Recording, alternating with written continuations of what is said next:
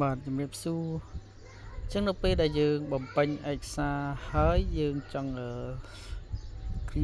screenshot ឯកសារនោះទុក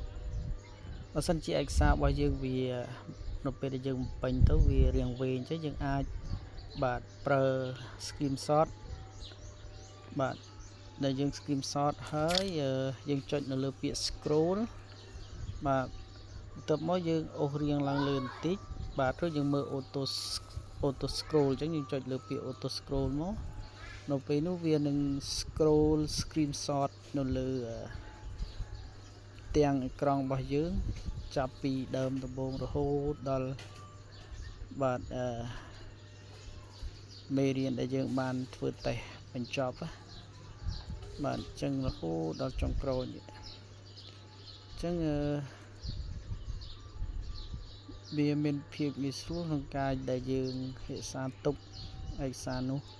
ហើយយើងត្រូវការយកមកប្រៀបមើលផ្ទៀងផ្ទាត់បាទម្ដងទៀតអញ្ចឹងខ្ញុំសូមមិនវែងពេកទេខ្ញុំសូមប៉ុណ្ណឹង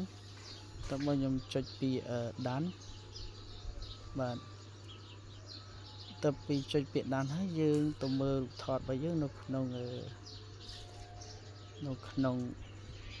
ហ្វូតូរបស់យើងអញ្ចឹងឃើញថានេះគឺជាឯកសារដែលយើងបាន screenshot អំបញ្ញមិញបាទយើងអាច zoom ហើយមើលវាត្រឡប់ឡើងវិញបាន